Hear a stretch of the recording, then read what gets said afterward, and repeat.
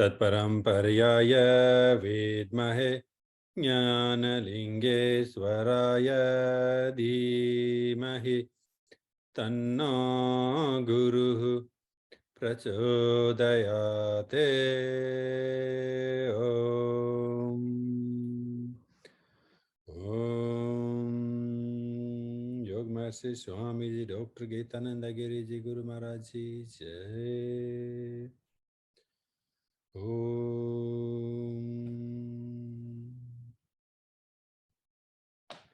Namaste, everyone. Before I begin the talk, I would like to express my gratitude for the Institute of Salutogenesis and the Complementary Medicine, the part of the Sri Balaji Vidyapith, to organize this International Health and Research Convention, and also giving me opportunity to offer this small talk on looking at the concept of our chakras, the kundalini, and especially in part of yoga therapy. Now, as we have a very little time, so I guess what I'm hoping to attain in this is just to give another perspective on how to use the concept of chakras and kundalini, especially in relation with the Pancha Mahabhutas, where it does allow us to come up with a much more simpler diagnostic tools. So as we all know, every time we talk about generally about the chakra, the kundalini, we have this vision of spiritual awakening, spiritual energy, enlightenment, or awakening of this serpent, this kundalini energy, which in our astral field, our pranic field, or in our transcendental yogic approach of attaining samadhi or attaining all the siddhis, it is true in its own way. But I guess in yoga therapy, we would like to look at more of the neuro, the psychobiology, and associating or looking at our chakras in connection with our physical body, our mind body, our pranic body, and then our spiritual being. So just to keep it simple here, no sort of generally to me, in my understanding, and as I understand yoga with Swamiji Gitananda Giriji, taught to me directly by Amaji and Dr. Ananda. So I understand chakras as the spinning energy wheels, like the dynamos or little transformers we all have in different parts of our houses to filter or to refine the electricity that comes in our house, so we can charge our phone, our fan is working, we can use it in our computer, all different devices, and each of the device using a different voltage, different micro or the milliampere of the refined part of the voltage that comes in our house. The chakras are those spinning wheels which are sort of manifesting and governing anatomical, physiological, psychological, and the spiritual dimensions of our existence. So in a way, more I growing into this understanding of the kundalini and chakras, each chakra will have its own anatomical, its own mind, its own psychology, its own emotions and spiritual dimensions to look at. So, it's sort of like, I guess when we begin to think that way, then we can already begin to put the diagnosis and the therapeutic module with the yoga therapy, yoga chikitsha in a place. Yoga chikitsha, as to me, really not really a huge, big difference between yoga itself and the yoga chikitsha. The only difference in yoga, there is a relation between a student and a student and a teacher, the guru shishya, where the guru, the teacher, is sharing those teachings, those tools, kriyas, prakriyas, and guidance, and students receives it and then follow them in the part of the sadhana, part of the practice to attain self-realization, to attain that swasthya, that optimum health, optimum being, and the self-realization. The difference in yoga chikitsha is where either a guru, a teacher, or the yoga chikitsa, yoga therapist, will be looking at the same practices, same principles, but seeing how do I apply it to my care seekers or the health seekers, and how it becomes appropriate to be practiced, to be followed by them. So sort of more like an application where we are adapting the practices, the kriyas, prakriyas for our care seekers or health seekers. So just a really simple overviewing, when we look at the 7 chakra system, in our Gitananda tradition, we look at the 7 chakras associated with our physical, mental, emotional, and spiritual being, while we have the higher chakras above our crown, which are connecting to the Brahmanda or the absolute consciousness, the divine consciousness. So in the 7 chakras connected with our physical, mental, our pranic dimensions, we have the Muladhara chakra. So the Muladhara is, the location is root of our spine, at the bottom of our spine. So it is, sort of connected in our Panch Mahabhuta theory by Lord Shiva. Then it is connected, or it's the governing principle of the Prithvi, all that solid material. Swadhisthana is the seat, the field, the area of the Swadhisthana is our pelvis. And then the Mahabhuta, the element that is governed, or that is sort of primarily organized by the Swadhisthana, is the Jala, all that liquid that flows through our body. Moving into our Manipura, which is the field, is abdominal area. And the Mahabhuta is the Agni, so all that fire, that heat, the energy that flows through our whole body will be governed by the Anahata. Visuddha is the Anahata is the heart or the thoracic center. So the field, the location is the thoracic area or heart area. And the Mahabhuta that is connected or associated with it is the Vayu. Vayu is the wind. So we can associate it with our respiration. We can associate it with the respiration or the winds flowing through with the help of our blood circulations, and even some of the electromagnetic circulations of our nervous system can be looked into, connecting them with the Vayu, the wind element, along with the pranic element or the energetic element. Visuddha chakra, the throat center is the seat of our akasa. So the akasa is the spatial or the voidness. So our body cavities, like our ears, our mouth, our anal, genital areas, but also the space or gap between our cells, our muscles, our bones. There is a space that exists throughout our body that will be governed by the Visuddha. Ajna center, which is the third eye, this sort of between our eyebrows. And this is the one governing the principles of our Mahata. Mahata is the intellectual field or the cosmic intelligence that exists. Here, obviously, intelligence, we can look at all our material or the mundane conditioning, that all that we learn in this material world since our birth, but we also have the cosmic intelligence that we all acquire. And then the Sahasrara, the seat, the location is the crown above our head. The Manas, and I have used the word Suddha Manas here because the Manas is also translated as the mind. So I really not like to be sort of confused that are we talking about the mind in sense of the mind word we use in our day-to-day life. Here we are talking about the Suddha Manas, the pure or absolute, the pure potential mind.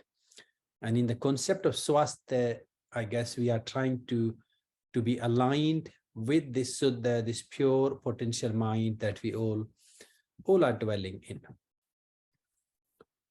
Now, each of the chakra in that way, when we especially easily connecting them with the Mahabhutas, then we can see their field of operations. So the Muladhara connected with the Prithvi, the solid elements, all the, now, in sort of something I'm looking at the moment, sort of doing my research and seeing how this should really work in yoga therapy. Now, in generally, one of the mistake we really do is we looking at the location of each chakra, and then we associate the anatomical and physiological parts only of that field. So, every time I listen to somebody talking about Muladhara or Swadhisthana, they talk about particular field and they look at the diagnosis only in that part of the body. So Muladhara, the Prithvi, connected with our lower digestive field and all the organs into the around across our lower hips or the pelvic area. Now, anatomically, as its Prithvi element is connected with it, so in that way, then our whole anatomical structure, like our skeletal system, our muscles, and even the structural anatomical foundation of our cells will be connected or associated with the Muladhara chakra. So in a way, people sort of struggling with the structural problems, we can look at their diagnosis connected with the Muladhara chakra. Moving into Swadhisthana. So the Swadhisthana is Jala. So the fluids, the juices or the liquid that flows through our whole body, like our blood circulation or cerebrospinal fluid, some of the plasmic fluids, even the fluids moving or flowing through our blood circulation with our endocrine system, they will be governed by the Swadhisthana chakra. So all the issues, health problems associated with the fluids, the water element in our body, then we can look at the Swadhisthana as a connection or association with it. Manipura. So the Manipura is the seat of the Manipura is the Agni. Agni, especially when we look at the Pancha Mahabhuta from the Ayurveda, then we look at the various Agnis like our Jatara Agni, so the Agni associated with the digestive fire. We have the metabolic fire. So there is this energy in metabolism, anabolism, and catabolism that is released and created and generated and degenerated through the whole body. I believe would be looking into connecting it with the Manipura chakra. Now, many health issues like connected with the temperature, hot, cold, we will look at them associated with the Manipura chakra. Also the metabolic disorders in some ways like diabetes and sugar problems, we would need to do some work on the Manipura to bring health and well-being. Anahata. Anahata is connected with the Vayu element. And obviously, anatomically, we look at the operational fields of our thoracic chest area where we have respiration, we have our heart.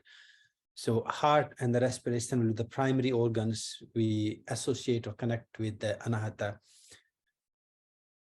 But we also have the respiration or the energy flow that is flowing through the whole body. So all those physiological functions associated with the Anahata or the Vayu element will be connected with it throughout our body, not just the thoracic area. Visuddha chakra, the Akasa. So here in this one, as it's the astral space or the voidness, all the cavities, voidness, and the spatial health issues will be connected with the Visuddha chakra. Ajna chakra, the Mahata, the intellect, intelligence, or the intellectual field. And in some ways, some of the genetic health issues or epigenetic health issues, they will have some association with the Ajna chakra. And obviously, because of that intellectual imbalance or out of harmony, then if the Ajna chakra, there is some issue there, then I believe it will have influence on each of the chakra, as we are not connected to this cosmic intelligence or this cosmic awareness, that we should be connected through the Ajna chakra. And then the Sahasrara, the Suddha Manas, the pure consciousness. So this is the governing principle of our spiritual awakening, our spiritual energies, so our faith, our beliefs, and this sincere dedication in the self-evolution or self-awakening, self-realization will be the operating field of the Sahasrara or the crown center. Now, in the evolutionary journey, keep moving through that, then when we look at each of the chakra, the Muladhara chakra governing the physical manifestation. So in a way, each life that exists, that has the potential to give birth, that has potential to live, will have the Muladhara chakra. It's connecting us to the root of, or the earth of our existence. So it is really the existential energy that we all are connected with. Swadhisthana, this governs our biological processes or all the pleasure-seeking principles. And I like to use the word more of a pleasure-seeking principles, or the pleasure of life, as generally there is a myth that we only connect or look at the Swadhisthana. Some people look at Muladhara to only in connection with the sexual pleasure. But I guess more I'm growing into this process. The sexual pleasure seems to be a very one form of the release or the fulfillment of the this energy. You know, the creativity, the beauty of the food, life, you know, all that joy, the music, the art, all that, that is the field of our Swadhisthana. It's sort of like to flow like the water, like the stream, where the abundance is there. Manipura, the Agni. So the Manipura really gives the birth to the mind, the I, where, you know, so far we just want to exist, want to enjoy, want to fulfill. Here that I comes to existence, the mind comes to existence, where I want, what I want, how can I get it? So that comes in, and this is where, especially in the mental health, then the Manipura is the one of the chakra we always got to look at and sort of empowering it, or realigning it, rebalancing it, or harmonizing it can transform somebody's mental health. Anahata, the Vayu. So this is the primarily when we look at our evolutionary being, and this is the seat of emotions, our feelings. And so our emotional health, which again, it's a quite a deeply connected with the psychosomatic health, also our health issues connected with our neurobiology and the immunity. We will need to look at the Anahata chakra to do some work. So here, the I that was there in Manipur chakra, now it's evolving into the V. So we got to look at our family relations, our society, and sort of our collective existence.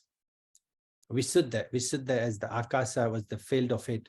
So this becomes the center from where we are looking at the communication, or the refinement and the astral access process. So, you know, most people, you will find they easily get stuck into that me perspective. People find hard to communicate, people find hard to listen, people find hard to refine their judgment, refine their perspectives, their opinions. So all that evolutionary aspect will be associated in our diagnosis with the Visuddha chakra. Then the Ajna chakra, in a positive form, we are looking at a higher, the positive perspective, our intuition, reasoning, and the intellectual field. And like we talk about Manipura, where we have the mind, that I, that ego comes to existence, that I, or the mind that exists, or that comes, especially the negative one of the Ajna chakra, is actually far more dangerous than any other chakras, because here we begin to feel that what I know, what my knowledge, my opinion, my perspective is far more valid than anybody else. So, you know, when you look at the various physical, mental health issues where people being caught up in that perspective, into that opinion, and not allowing their life to flow, then the Ajna chakra can be looked at. And then the Sahasrara chakra, where we look at, you know, our religious problems, especially, you know, we are so caught up in our own personal beliefs, personal religious concepts and ideas and principles, where there is no validity for the openness. And this is where, you know, we talk about the Brahma mudras, or the Brahma, the right, left, up, down. So in a way, the Ajna and the Sahasrara chakra really have that openness. If they are fully functioning, fully operational, or fully in harmony, then they have this bigger perspective of the life and have this openness. So here, this is really a very little overviewing on looking at our chakra system in a slightly different perspective. So instead of looking at them just in a local area of each chakra, we can actually look at each of the chakra in our full potential. Sort of like, again, I like to think of, if you got all different things in your home, then physically you can say, you got furniture, you got electricity, you got the kitchen, you got the food, you got all different aspects of it. And you can say that the building and the house building itself, the structure, and all these things are separate. But it only becomes home when all that is there. So to me, when I look at the chakras, yes, they have individual existence, they have their operational field, but really it's a home, it's a swasthya, the holistic existence we're talking about in our health and well-being. So we got to explore the connection of each of the chakra with our complete body, our mind, our spirit, and emotions. So that was just a little overviewing. Hopefully this helps to give you all a little different way to think, to contemplate about our chakras and these energy systems. And then the tools that we have in Yoga Chikitsha, certainly to me, the yamas and niyamas are really the fundamental, the foundational practice for all 7 chakras. As the yamas and niyamas, each of the chakra we talked about has its own physical or anatomical and biological functions. It has its mind, it has its own emotions, it has its own spirit. So then each one of them need to be aligned with our, not just the individual potential, but our holistic potential or collective being. So the yamas and niyamas can help us to reestablish that connected or the holistic existence. Then we have the Hatha Yoga, the Kriyas, Asana, Mudra, Pranayama, and the Satkarmas can really help to, again, realign the chakras and activate the energies and release the blockages or the toxicity from them. Yoga Nidra and Jnana Yoga Kriyas, all the relaxation practices certainly are truly, truly amazing, powerful practices. As many of our care seekers may not be able to do much of the Hatha Yoga, but the Yoga Nidra and Jnana Yoga practices, making them appropriate for care seekers. So there is no limitation to how far we can go with them. And if it's appropriate spiritually and religiously, then the mantras and contemplations can also be the great tool, like the Bij mantras and the Tala, or the mantras of each of the petal of the chakras. And we have the Gayatri mantras we can use as a tool. Samyama. There are many dharana, dhyan, and the samadhi practices. Sort of simplest can be just gauging your mind at each of the chakra for a couple of moments or a couple of minutes, or you can use the mandalas, you can use the pranayam, very many dharana, the meditation practices, or the samyama practices are there we can use for realigning or reactivating our chakras.